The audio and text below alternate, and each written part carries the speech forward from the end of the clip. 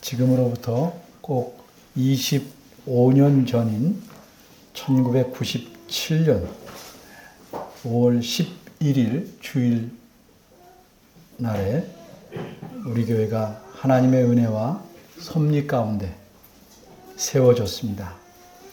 그동안 여러 성도들이 오고 갔습니다. 이제는 여기 계신 여러분들이 우리 교회를 튼튼하고 신실하게 이루고 있습니다. 여러분 모두가 마음을 다해 예배하시고 또 감사함으로 성경 말씀을 배우시고 필요한 책들을 부지런히 읽으시며 무엇보다도 서로 화목하려고 힘써 주셔서 참으로 기쁘고 감사합니다. 한 주간 제가 쉬었기에 오늘은 12년 전 2010년에 전한 설교를 좀 다듬어서 다시 전하겠습니다. 대부분이 듣지 못한 설교일 것입니다. 먼저 어린이 여러분에게 물어보겠습니다. 사람이 사는 집은 무엇으로 만들 수 있을까요? 한번 대답해 보세요. 무엇으로 집을 만들 수 있죠? 종이? 그러면 나무? 좋아요. 옥수수? 아니죠? 빵도 아니죠? 동화책에 나오겠지만. 근데 흙으로도 만들 수 있어요. 흙을 벽돌처럼 네모나게 만들어서 그늘에다 말린 다음에 굳어지면 그것들을 차곡차곡 쌓아서 집을 만듭니다. 이것을 흙벽돌집이라고 합니다. 그러면 땅이 늘 얼어 있어서 흙을 구하기 어려운 매우 추운 지방에 사는 사람들, 예를 들면 에스키모 같은 사람들은 무엇으로 집을 지을까요? 그렇죠. 얼음이나 눈덩이들을 쌓아 올리고 지붕을 둥글게 만드는데 이런 집을 특별히 뭐라고 그래요? 이글루라고 합니다. 네. 또 나무가 많은 곳에 사는 사람들은 나무로만 집을 짓기도 합니다. 통나무집이 그런 집입니다. 이 외에 집을 짓고 볏집으로 지붕을 이어놓은 초가집도 있고 천막을 쳐서 만든 천막집도 있고 널빤지로 허술하게 지은 판잣집도 있습니다. 또 돌로 만든 돌집도 있죠. 오늘은 왜 이렇게 집에 대한 이야기를 하는지 알겠습니까? 오늘 본문에 집에 대한 말씀이 나오기 때문입니다. 오늘 설교 본문인 베드로전서 2장 4절 5절은 길지만 사실은 하나의 문장입니다. 이 문장에서 핵심적인 말씀은 5절 처음에 나오는 너희도 산돌같이 신령한 집으로 세워지고, 이게 핵심적인 문장입니다. 이 말씀은 집이 하나 세워지고 있는데 그것이 돌로 된 집, 즉 돌집이 세워지고 있다 하는 뜻입니다. 그런데 이 돌집이 무엇입니까? 우리 눈에 보이는 진짜 돌이나 벽돌로 지어지고 있는 집은 아닌 것 같습니다. 집을 짓는 재료가 근데 좀 이상하죠? 돌은 살아있을 수가 없는데 여기서 집을 짓는 데 사용하는 돌은 죽은 돌이 아니고 산돌, 살아있는 돌이라고 표현하고 있기 때문입니다. 따라서 이 신령한 집에 대해서 세 가지를 생각해 보려고 합니다. 첫째, 이 신령한 집은 누가 세우는가?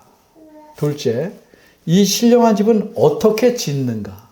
셋째, 이 신령한 집은 왜 세워지는가? 첫째입니다.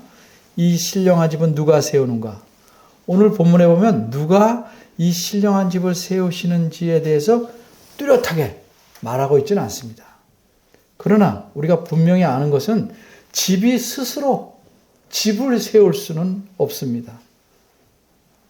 그러기에 오늘 4절을 보면 5절을 보면 집을 세운다 이렇게 표현할 수 없어서 집으로 세워진다 이렇게 말하고 있어요.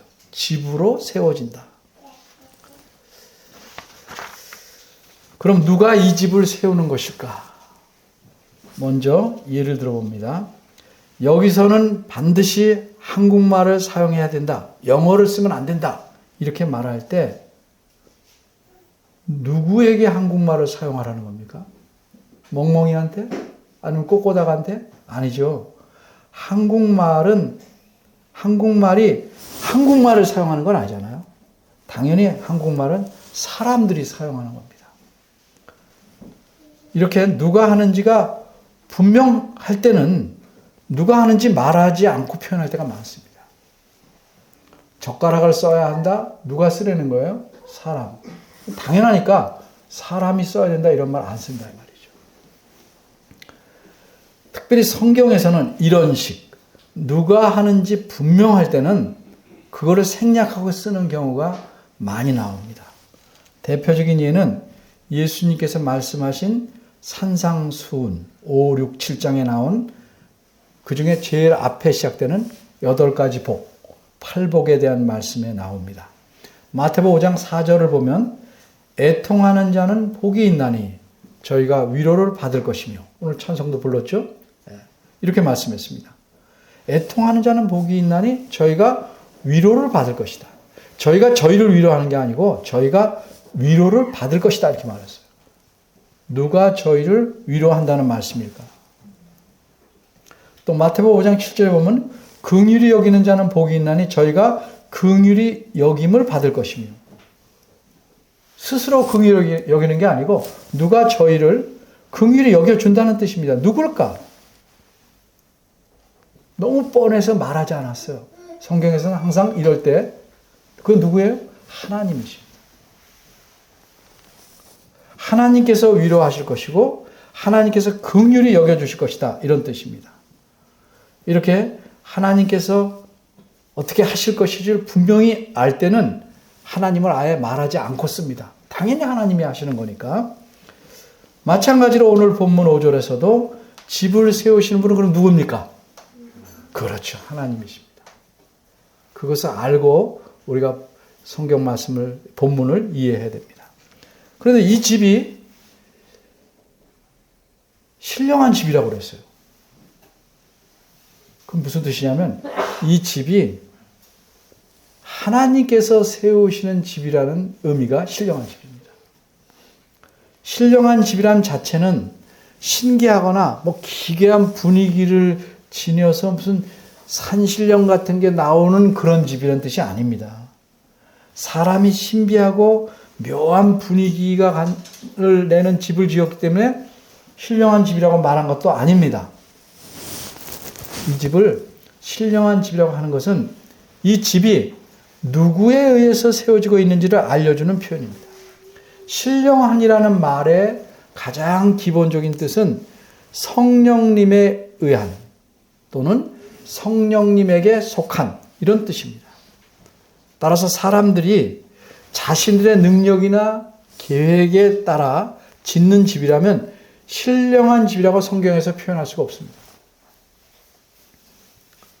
이 집을 5절에서 신령한 집이라고 말한 까닭은 성령 하나님에 의해서 세워지는 집, 다시 말해서 성령 하나님께서 지으시는 집이기 때문입니다. 그럼 둘째로 이 신령한 집은 어떻게 짓는가? 어떻게 짓는가? 5절 첫 부분은 너희도 산 돌같이 신령한 집으로 세워지고 이렇게 말씀합니다.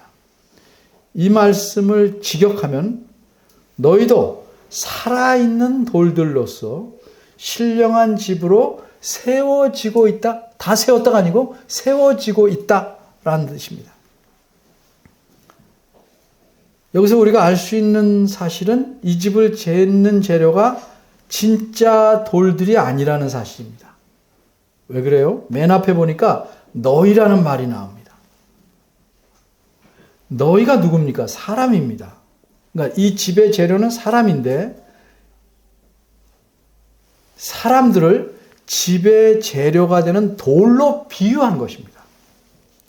예를 들면 부모님이 자기 자녀들을 가리켜 너희들은 우리 집에 꽃이고 보물이다 이렇게 말할 때 자기 자녀를 꽃이나 보물에 비유한 것과 같습니다. 이렇게 사람들이 모여서 집으로 세워지고 있다. 5절은 이렇게 말씀하는 겁니다. 그럼 집으로 세워지는 사람들, 즉 너희는 누구일까요? 이 사람들은 이 편지, 즉 예수님의 사도인 베드로가 쓴 첫 번째 편지, 베드로 전서를 받는 사람들입니다. 그 사람들이 누구인지는 이 편지의 처음인 1장 1절과 2절에 잘 나와 있습니다. 한마디로 말하면 그들은 그 당시 여러 나라, 여러 지방에 흩어져 사는 예수 믿는 사람들입니다. 그리스도인들입니다. 그런데 이 집은 지금 다 완성된 것이 아닙니다. 세워진 것이 아니라 세워지고 있기 때문입니다. 그런데 이 집이 아직도 지어지고 있다고 해서 빈집이란 뜻이 아닙니다. 우리는 집이 다 지어야 들어가 살지만 여기서 그렇게 말한 게 아닙니다. 이 집은 이미 완성된 집으로서 주인이 들어와 계십니다. 그러니까 주인이 들어와 살 만큼 충분히 온전한 집이긴 하지만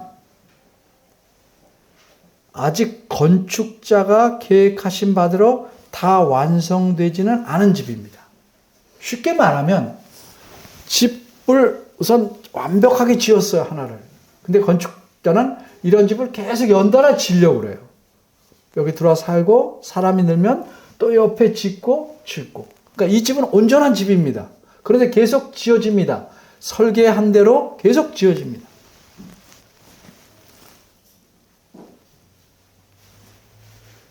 집을 잘 지어서 주인이 들어와 살고는 있지만 계속 더 집을 크게 짓고 있는 것과 마찬가지다. 이렇게 생각하시면 됩니다. 바꿔 말하자면 예수님을 믿는 사람들이 모이면 그 안에 하나님께서 계시지만 예수님을 믿는 사람들이 계속 생겨나서 모여오니까 이런 의미에서 아직 건축이, 집 짓는 것이 다 완성되지 않고 세워지고 있는 집이다.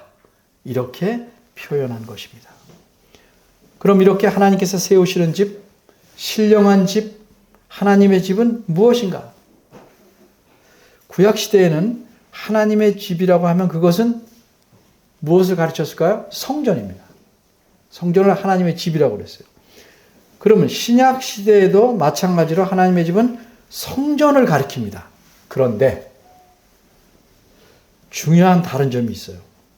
신약시대에도 하나님의 집은 성전인데 건물로 존재하는 성전은 아닙니다.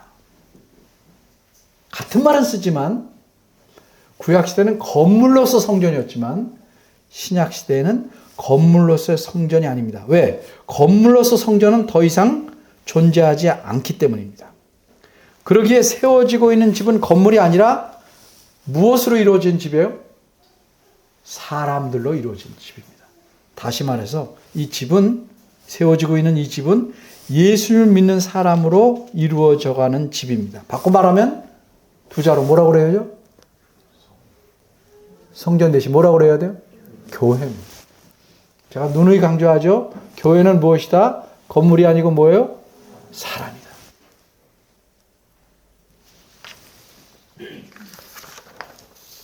하나님의 집인 성전이 신약시대에는 건물이 아니고 교회, 즉 그리스도를 믿는 사람들이다 하는 사실은 여러 구절에서 말씀하는데 그중 두 곳만 제가 말씀드리겠어요. 첫째로 살펴볼 구절은 고린도전서 3장 16절입니다. 이렇게 되어 있어요. 너희 사람이죠? 너희가 하나님의 성전인 것과,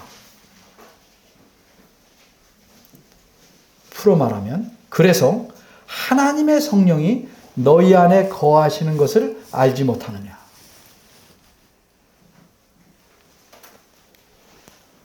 여기서 분명히 너희는 그리스도를 믿는 사람들인데 이들을 가리켜 너희가 뭐라고 그랬어요?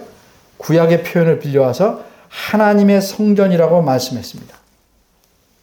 구약의 성전에는 하나님의 계시듯이 그래서 신약에는 성령 하나님께서 너희 안에 계신다 이렇게 말씀하고 있는 것입니다. 두 번째 구절, 신약시대에는 성전이 건물이 아니고 그리스도를 믿는 사람들이라는 그걸 알려준 두 번째 구절은 디모데전서 3장 15절입니다.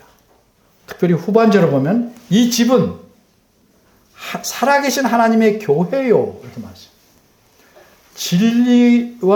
진리의 기둥과 터이니라.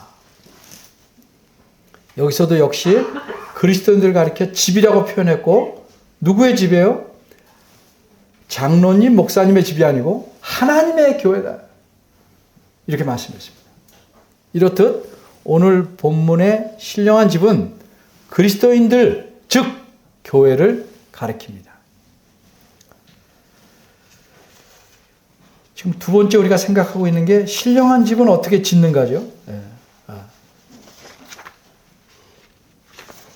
신령한 집은 어떻게 짓는가인데 이 질문과 연관해서 하나 더 생각할 문제가 있어요. 하나님의 집을 이루는 것이 사람들인데 왜 산돌, 살아있는 돌이라고 표현했을까 하는 점입니다. 죄송합니다. 물론 집에 비유하고 있으니까 집을 이루는 재료로서 돌이라고 말할 수는 있겠지만 어째서 그 돌도 그냥 돌이 아니고 살아있는 돌이라고 했을까? 그런데 여기서 말하는 교회는 처음 시작 때부터 세상 끝날 때까지 모든 역사에 나타난 그리스도인들을 가리키는 거예요. 이미 죽은 사람들도 있고 현재 살아있는 사람들도 있고 아직 태어나지 않은 사람들도 있을 것이에요. 따라서 살아있는 돌들이라는 것은 당장 현재 살아있는 사람들만 말하는 것이 아니라는 거죠. 그렇다면 어떤 의미에서 살아있는 돌들이라고 했을까? 4절을 보면 그 답을 얻을 수 있습니다. 우리말 성경에서는 예수에게 나와 이렇게 써서 맨 끝에요. 원문에는 4절 맨 앞에 있어요. 이 말이 어떻게 신령한 집이 세워지는가를 알려주는 열쇠입니다. 어떻게 신령한 집이 세워지는가? 어떻게 세워지는가? 그걸 알려주는 열쇠가 예수에게 나와입니다. 풀어 설명하면 사람이 예수님께 나옴으로써 그 사람은 집을 건축하는 데 쓸 수 있는 돌이 되는 것입니다. 그리고 이 돌을 사용해서 하나님께서는 신령한 집을 세워 가시는 것입니다. 그럼 예수님께 나온다는 게 뭐예요? 예수님을 그리스도시며 하나님의 아들로 믿는다는 것을 의미합니다. 예수님을 자신의 구세주며 주님으로 받아들인다는 뜻입니다. 그리스도인이 뭡니까? 예수님을 자기 주님으로 받아들였기 때문에 그분에게 나온 사람들이 그리스도인입니다. 이렇게 예수님께 나오는 사람들은 앞으로도 계속 있을 것입니다. 이것은 세상 끝날 때까지 끝나지 않을 일입니다. 그러게 예수에게 나와온다는 말은 끝난 게 아니니까 계속 진행되고 있는 일입니다. 그래서 나와라고 진행되는 표현으로 사용했습니다. 그러니까 사람들이 예수님께 계속 나아오면서 신령한 집의 건축이 계속 이루어져 가고 있다는 뜻입니다. 그러니까 교회를 전체를 하나로 보는 거예요. 사람들이 공간이 있기 때문에 지역마다 교회가 있긴 하지만 여기서 말하는 교회는 전체를 하나로 보는 겁니다. 그런데 베드로는 예수님을 가리켜서 뭐라고 그랬어요? 산돌이라고 말했어요. 산돌 4절에 산돌이신 예수에게 나와. 왜 그렇게 표현했을까요? 예수님을 돌. 근데 그 앞에 보면요. 또 뭐라고 그랬어요? 그것도 산돌이라고 하는데 뭐라고 그러면 앞에는 맨 앞에는 사람들이 버린 돌이라고 얘기했어요. 사람들이 버린 돌. 왜 이렇게 표현했을까? 예수님 자신을 가리켜 그렇게 표현하셨기 때문입니다. 예수님께서 포도원 농부의 비유를 말씀하실 때 마태복음, 마가복음, 누가복음 세 군데서 말씀하셨는데 구약 성경 시편 118편 20절 말씀을 따다가 자기를 뭐라고 빗댔냐면 건축자들의 버린 돌 이렇게 표현하셨습니다. 건축자들이 이 돌은 쓸모없어 라고 판단해서 버린 돌이라는 뜻입니다. 그런데 또 보면 베드로는 4절을 보면 예수님을 가리켜 하나님께서 택한 보배로운 돌, 또 이렇게 묘사했어요. 어째서 그랬을까? 이것도 역시 예수님께서 구약 성경 이사야 28장 16절을 인용해서 자신을 가리켜 하나님께서 귀하게 여기셔서 건축하는 데 가장 중요하게 사용한 모퉁이 돌이라고 표현하시기 때문입니다. 그럼 예수님께서 자신을 이렇게 표현한 의미는 무엇일까요? 한마디로 하나님께서 예수님을 그리스도로서 세상에 보내셨습니다. 근데 사람들이 그를 믿지 않을 뿐더러 십자가에 매달아 죽여버렸습니다. 이런 의미에서 예수님은 버린 돌과 같습니다. 그런데 하나님께서는 예수님을 통해 그를 믿는 사람들을 구원하시도록 하셨어요. 그를 통해서만 사람들이 구원받도록 하셨어요. 그런 의미에서 하나님의 택하신 귀한 돌이라고 말씀합니다. 그런데 이 의미를 잘 깨달은 베드로는 예루살렘 공회에 모인 관원들과 장로들과 서기관들과 제사장들 앞에서 이렇게 엄숙하게 선포합니다. 사도행전에서 선포하는데 이 예수는 너희 건축자들이 버린 돌로서 모퉁이의 머릿돌이 되었느니라. 다른 이로서는 구원을 얻을 수 없나니 천하 인간의 구원을 얻을 만한 다른 이름을 우리에게 주신 일이 없음이니라. 사도행전 4장 11절 12절. 그리고 베드로는 예수님께서 인용하셨던 구약 성경의 두 구절을 오늘 본문 아래에 있는 6절과 7절에서 다시 인용합니다. 오늘 본문의 아래에 있습니다.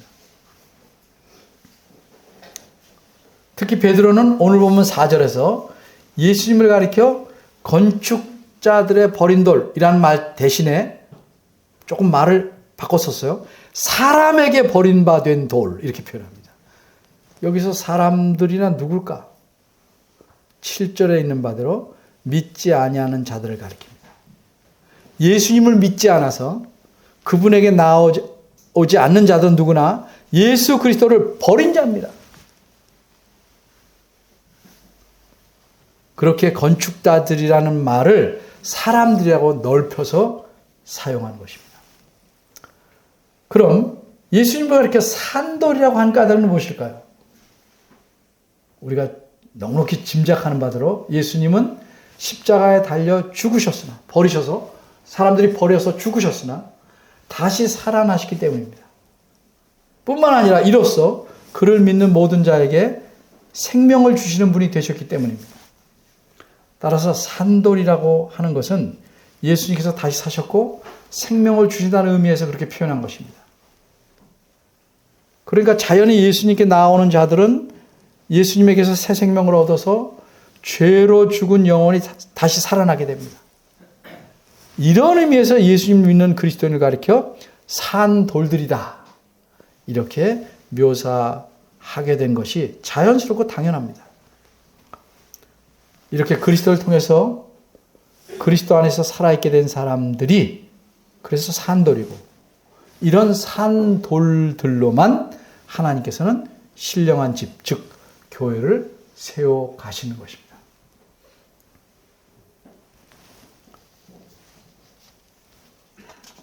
그래서 예수님을 믿지 않는 사람들과 함께 예배한다는 것, 이를테면 개업식, 예배가 될 수가 없는 겁니다. 전도 집회는 될 수 있어요. 세 번째입니다. 그럼 이 신령한 집은 왜 세워지는가? 끝으로 생각할 질문은 이 신령한 집이 세워지는 목적에 관한 겁니다. 우리말에서 왜는 이유도 묻지만 목적을 말할 때 왜 그랬냐? 뭐 때문에 그러지만 또 목적을 말할 수도 있어요. 우리말은 좀 폭이 넓어요. 저는 왜를 왜 썼냐면 무슨 목적인지를 묻기 위해서 왜 세워지는가 이렇게 물어봤습니다. 하나님께서 어떤 목적으로 신령한 집을 세우시고 있는가? 이걸 생각해 보는 겁니다. 우리말 성경 5절에서는 끝부분에 보면 거룩한 제사장이 될지니라 이렇게 되어 있어서 거룩한 제사장이 되라 하는 뜻처럼 보입니다. 그러나 사실은 이 끝부분, 거룩한 제사장이 되라 하는 이 끝부분이 하나님께서 신령한 집을 세우시는 목적을 알려주는 말입니다. 바꿔 말하면 거룩한 제사장이 되게 하기 위해서라는 뜻입니다. 이미 앞에서도 말씀했지만 산돌이다. 살아있는 돌이라는 건 단순히 집을 짓는 데 필요한 재료만이 아니고 하나님을 위해서 무엇을 해야 할 일을 갖고 있는 사람들을 가리키는 말입니다. 하나님께서 이 사람들을 그리스도를 통해서 살리시고 하나님의 집인 교회를 이루게 하시는 목적은 그들로 하여금 거룩한 제사장의 직을 행하게 하시기 위함이다 라는 뜻입니다. 예수님을 왜 믿는가? 교회를 왜 이루는가? 한마디로 거룩한 제사장의 직분을 감당하게 하기 위해서. 이게 우리가 살아가는 목적이에요. 교회를 이루는 목적이에요. 여러분이 잘 아시는 대로 구약시대는 아무나 제사장이 될 수 있었어요? 없었어요? 없었죠. 오직 레위 지파에서만. 근데 레위 지파라고 다 되는 게 아니야. 그것도 아론의 자손들만 제사장이 될 수 있었습니다. 그리고 그 제사장들은 동물을 잡아서 죽여서 그것을 제물로 하나님께 바치는 일을 했어요.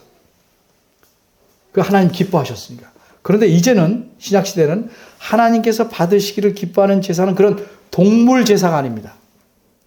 구약의 모든 동물로 드리는 제사는 그리스도께서 장차 오셔서 자신을 단번에 희생 제물을 드리는 것을 상징했고 이미 그렇게 하심으로써 영원히 끝났습니다. 더 이상 동물 제사를 드리는 게 아니에요. 그런데 어떤 사람들은 이 다음에 또 천국을 이루면 천년왕국에서 그런 제사를 다시 드린다고 말하는데 성경을 오해해도 너무 오해한 거예요.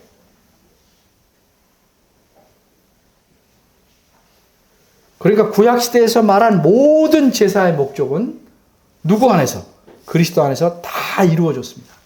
그리스도께서 십자가에서 달려 죽으심으로써 제물로 자신을 드림으로써 그래서 구원을 이루신 이후로는 더 이상 동물 제사가 필요 없어요. 그래서 그러기 때문에 크게 두 가지가 달라졌어요. 구약시대와 달리. 첫째는 제사의 내용이 달라졌어요. 제사의 내용. 구약시대는 동물이 제사 드리는 제물이었어요. 그런데 오늘날은 하나님께서 어떤 제사를 받기를 기뻐하시고 원하시는가? 오늘 본문에서는 뭐라고 말하면 신령한 제사라고 했어요. 5절에. 신령한 제사라고 말할 뿐 구체적으로 말씀하지 않아요. 근데 왜 이렇게 말하지 않냐면 이거 다 알고 있으니까. 근데 우리는 알아야죠. 성경의 다른 것을 보면 알 수 있어요. 이 신령한 제사가 무엇인지 쉽게 알 수 있어요. 먼저 히브리서 13장 15, 16절입니다. 제가 읽어봅니다. 이러므로 우리가 예수님으로 말미암아 항상 찬미의 제사를 하나님께 드리자. 이는 그 이름을 증거하는 입술의 열매니라. 오직 선을 행함과 서로 나눠주기를 잊지 말라. 이 같은 제사는 하나님이 기뻐하시느니라. 이 말씀에서 항상 하나님을 찬송하고 선을 행하고 남을 돕고 나누는 것이 하나님께서 기뻐하시는 제사다. 이렇게 말씀합니다. 또 한 구절을 봅니다. 로마서 10장 1절과 2절입니다. 그러므로 형제들아 내가 하나님의 모든 자비하심으로 너희를 권하노니 너희 몸을 하나님이 기뻐하시는 거룩한 산 제사로 드리라. 이는 너희가 드릴 영적 예배니라. 너희는 이 세대를 본받지 말고 오직 마음을 새롭게 함으로 변화를 받아 하나님의 선하시고 기뻐하시고 온전한 뜻이 무엇인지를 분별하도록 하라. 따라서 이 말씀 한마디로 정리하면 하나님께서 원하시는 신령한 제사는 무엇입니까? 그것은 우리 자신을 바치는 겁니다.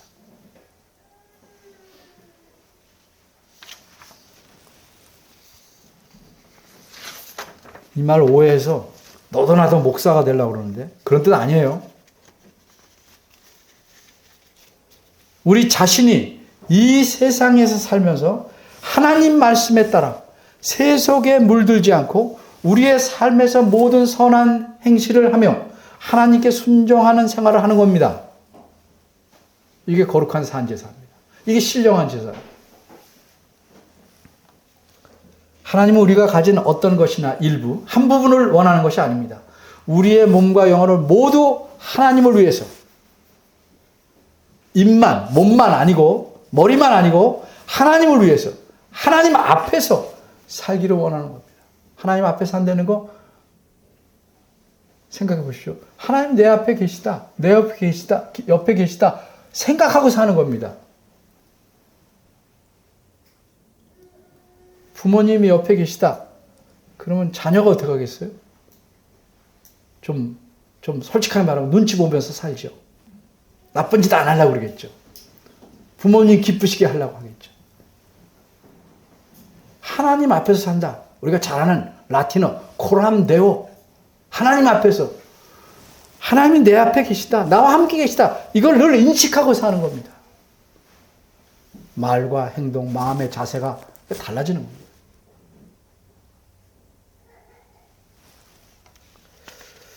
둘째로 예수님께서 부활하신 이후로 구약시대와 확실히 달라진 점이 있어요. 제사와 연관해서. 금방 제사의 내용이 달라졌다고 그랬죠. 둘째는 뭐냐면 제사장 직분을 하는 자가 달라진 거예요. 하나님의 백성 중 어떤 일부의 사람들만, 구약시대는 레위 지파 중에 아론의 자손들만 되는데 그런 사람만 제사 직분을 행했는데 지금 그게 아니라는 거예요. 이거 크게 달라진 거예요. 다시 말해서 이제는 예수 그리스도를 믿는 모든 사람들이 하나도 예외 없이 제사장 직분을 행해야 한다는 사실입니다. 그리스도인이라면 누구나 제사장 직분을 맡은 것이고 이렇게 제사장이 된 사람은 어떤 사람이에요? 그래서 거룩한 거예요. 거룩한 제사장이란 건 하나님께 속해 있다. 하나님을 위해서 일한다 하는 뜻이에요. 거룩하단 말이. 하나님께 속해 있고 하나님 위해서 구별됐다. 이게 거룩함의 가장 기본적인 뜻입니다. 따라서 오늘 본문 베드로전서 2장 4절 5절이 말하는 핵심은 이것입니다. 하나님께서는 예수 그리스도를 믿는 우리들을 교회로 세워가시며 우리 모두로 하여금 신령한 제사를 드리는 거룩한 제사장으로 삼으셨다. 그러니까 그렇게 살아라 이거죠. 그런데 오늘날의 현실은 어떠합니까? 한번 생각해 봅시다. 천주교에서는 예수님을 믿는 우리들이 누구나 모두 제사장이라는 사실을 인정하지 않습니다. 그래서 비성경적입니다. 천주교에서는 누구만 제사장이에요? 사제 또는 신부만 제사장입니다. 그들만 거룩하고 특별한 제사장 직분을 행하는 사람들로 생각합니다. 그럼 나머지 천주교인들은 뭐냐? 나머지 천주교인들은 뭐라고 그러죠? 평신도라고 그러죠. 평신도 연합회 이런 거 있어요. 평신도라는 무슨 뜻이에요? 평민성도다 이 말이에요. 평민성도다. 제사장은 평민이 아니고 귀족 성도고 사제나 신부는 귀족 성도고 나머지 사람은 평민 성도다. 그래서 평신도가 나온 거예요. 여러분 500년 전에 종교개혁이 왜 일어난 줄 아십니까? 그 중에 중요한 이유 중 하나가 천주교의 이러한 모순 때문이에요. 그리스도인들을 특별한 신분을 가진 제사장과 보통 신분의 평신도로 갈라놓은 것이게요. 이것 때문에 일어난 거예요. 왜? 그렇게 갈라놓는 것은 그리스도께서 이루신 구원의 결과를 부인하는 것입니다. 동일하게 보배로운 믿음을 받은 자들이라고 베드로서 1장 1절에서 말했죠? 근데 어떻게 갈라집니까? 비성경적인 일입니다. 그렇게 나누는 건. 그래서 종교개혁자들은 그리스도를 믿는 사람들은 누구나 하나님의 거룩한 제사장이다. 이런 사실을 선포했어요. 그것이 여러분이 잘 들어본 모든 사람, 만인 제사장이라는 가르침입니다. 만인 제사장. 들어보셨죠? 만인 제사장. 우리 모두가 제사장이에요. 이것이 천주교가 달리 이 개신교가 가르치는 아주 중요한 교리입니다. 그리고 바로 오늘 본문이 속한 4절에서 10절이 이 만인 제사장 교리의 근거가 되는 중요한 말씀 중 하나입니다. 그러면 오늘날 우리가 속해 있는 개신교는 천주교와 다를까요? 어떠한지 보겠습니다. 근데 이렇게 갈라놓는 면에서는 개신교도 천주교처럼 되고 말았어요. 왜 그렇습니까? 목사와 성도를 구분합니다. 목사는 뭐라고 그래요? 성직자. 여러분 뭐라고 그래요? 평신도. 우리 교회에서는 이 말 못 쓰게 하죠? 왜 못 쓰게 하는지 이제 아시겠습니까? 우리는 다 성도입니다. 저는 귀족 성도고 여러분은 평신도 아닙니다. 그런 구분 없습니다. 우리는 다 성도입니다.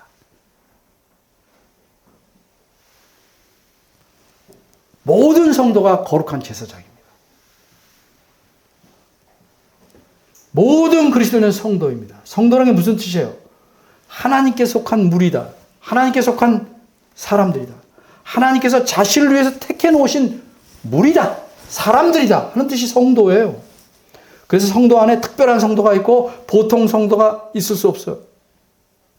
목사, 장로, 무슨 집사, 권사, 교우 모두 다 동일한 성도입니다. 높낮이가 없어요. 근데 자꾸 이거 가지고 높낮이를 따지려고 하는 건 성경적으로 사는 게 아닙니다. 가정에서 부모와 자녀가 형과 동생이 모두 똑같이 사람이죠. 구분은 하지만 차별은 안 되죠. 다만 각자 하는 역할이 다를 뿐입니다. 본질이나 신분은 모두 똑같습니다. 잊어먹지 마십시오. 이렇게 말하면 항상 이제 문제가 되는 점도 있죠. 어떤 분들은 말해요. 이렇게 가르치면 교인들이 목사님한테 대든다. 뭐 대드는 사람은 그 사람이 못된 거죠. 대들기 때문에 잘못 가르칠 수는 없잖아요. 대들면 당해야죠. 그건 뭐 교인들까지도 마찬가지잖아요. 오래된 사람이 참아야죠. 어떻게 하겠어요? 대드는데.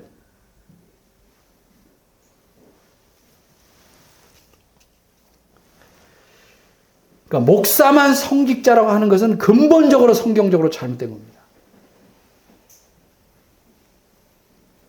목사만 성직자, 거룩한 직분을 행하는 것이고 거룩하게 살아야 하는 사람이다? 아닙니다. 이런 구분을 해놓은 바람에 한국교회가 썩어가는 겁니다. 급하게. 모든 성도는 하나님 앞에서 거룩한 제사장이니까 그런 의미에서 모두가 성직자입니다. 모든 성도가 그러니까 어떻게 살아야 돼요? 거룩하게 살아야 합니다. 굉장히 부담스러워졌죠? 부담을 갖고 살아야 돼요.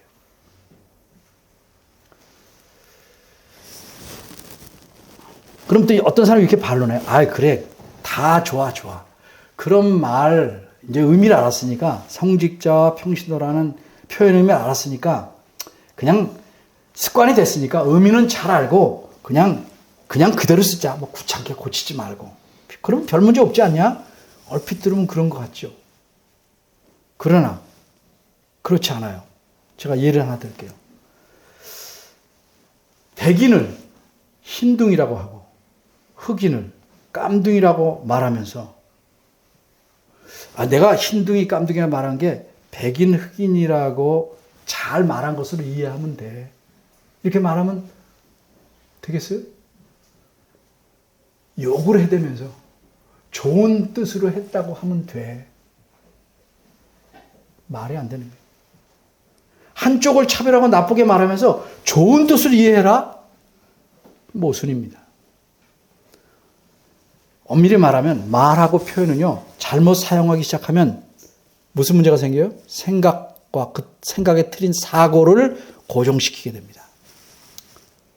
지금은 이 말도 좀 문제가 됐지만 오래전에는 몸이 좀 불편한 분을 장애인이라고 말했고 지금 장애우라고 말해요. 이라고 했고 그렇지 않은 분은 정상인이다. 이렇게 말한 적이 있었어요. 그럼 그 말에서 뭐가 드러난 거예요? 저쪽 사람은 비정상인이라는 거죠. 굉장히 차별적인 발언이에요.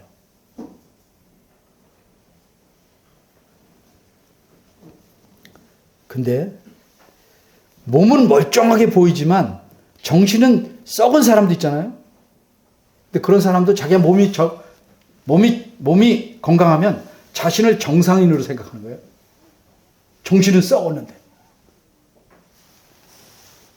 그러니까 자기가 정상이라고 생각하니까 몸이 불편한 사람을 놀리고 깔보는 겁니다. 아이들이 왜 그럽니까? 생각은 훨씬 썩고 못됐는데 몸이 좀 불편한 애들 되고 놀려요. 무슨 신 하면서. 어디서 그걸 배웠겠어요? 목사들은 성직자니까 거룩하게 살아야 되고 나는 평신도니까 덜 거룩하게 살아도 괜찮다. 수많은 사람이 그렇게 생각합니다. 왜 그렇습니까? 주된 이유는 잘못된 표현에서 잘못된 생각으로 굳어졌기 때문입니다.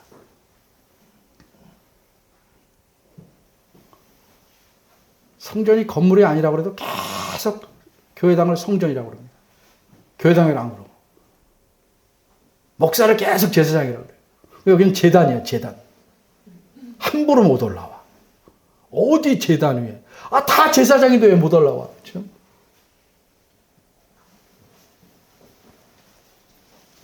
이렇게 성경적이지 않은 생각이 형성되면 여러 가지 폐단이 생기지만 가장 심각한 문제는 성도들 간의 차별이 생기는 겁니다. 직분을 받으면 그 직분을 거룩하게 생각하고 아닌 사람은 나보다 못하다. 어디 장로한테 목사한테 집사한테 그렇게 하냐. 이런 못된 생각이 생깁니다.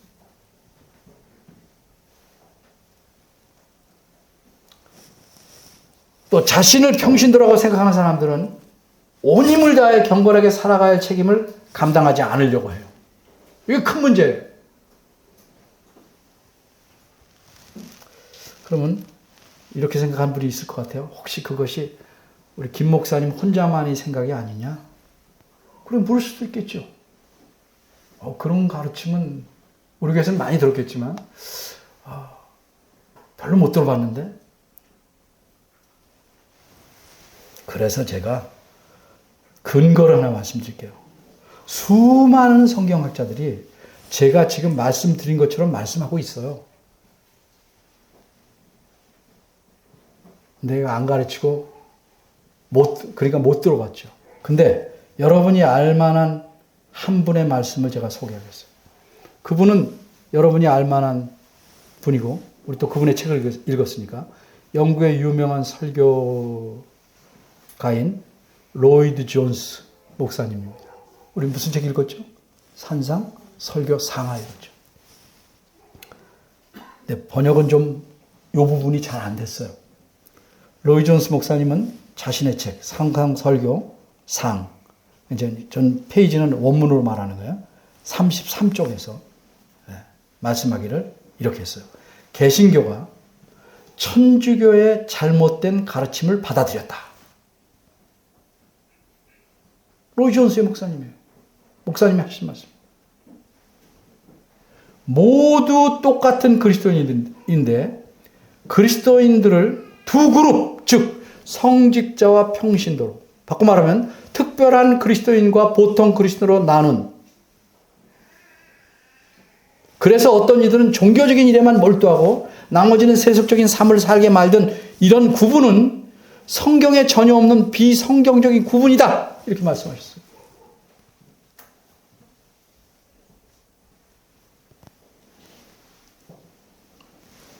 그리고 이어서 말씀하기를 교회 안에는 다만 하는 일, 직분의 차이만 있을 뿐 다른 구별은 없다. 목사는 목사의 할 일을 하는 것이지 여러분 신부가 본질이 다른 특별한 성도 아닙니다. 모든 성도는 누구나 하나님 앞에서 거룩하게 살아야만 하는 제사장입니다.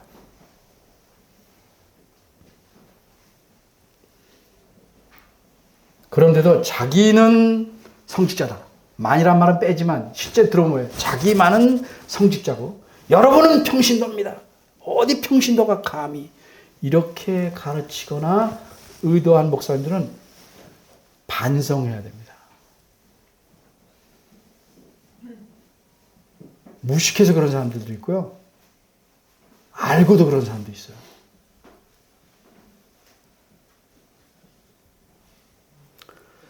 또 그런 가르침을 듣고 그러니까 부담이 적잖아요.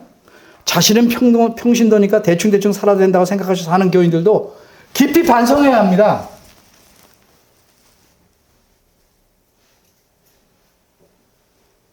똑같이 사는데 목사는 여러분도 좀 앞서가는 거예요. 다른 삶을 사는 게 아니에요. 먼저 믿었으니까.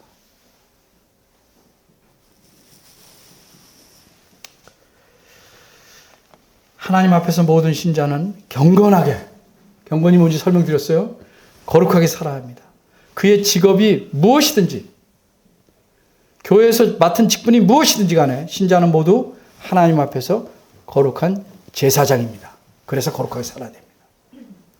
바꿔 말하면 모든 성도는 어린아이부터 노인에 이르기까지 남녀소 구분 없이 그가 무슨 직분을 갖고 있든지 그가 주부든지 직장이든지 하는 일이 남볼 때 있든지 없든지 그건 부차적인 겁니다. 삶이 어떠냐가 중요한 거예요. 모두 경건한, 표현하자면 경건한 목사처럼 살아야 됩니다. 답답해서 못 살겠어요. 경건한 게 뭔지 몰라서 그래요.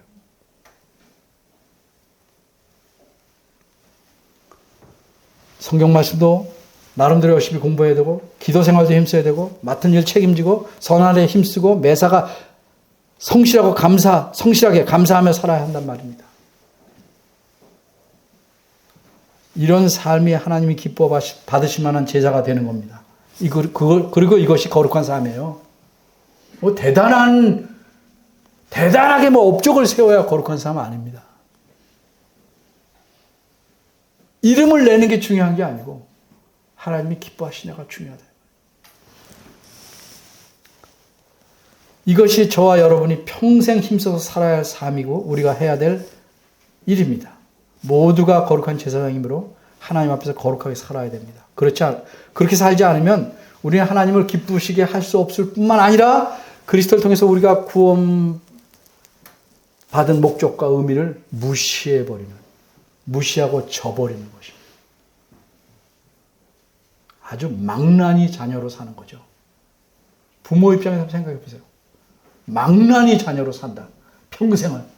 맨날 돈 달래고 속만 새기고 그래도 자녀는 자녀니까 어쩔 수는 없지만 평생 그렇게 살아야 돼요. 잊어먹지 마십시오. 우리는 모두가 거룩한 제사장이다. 감사하며 거룩하고 경건하게 살아가시기를 바랍니다. 기도하겠습니다.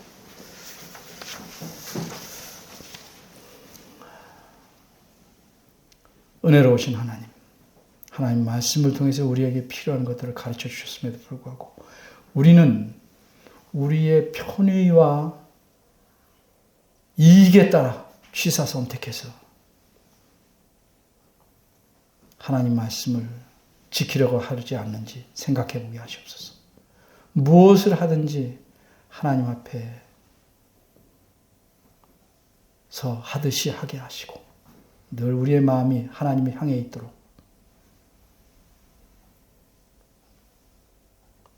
도와주시길 바랍니다. 예수님의 이름으로 기도합니다. 아멘.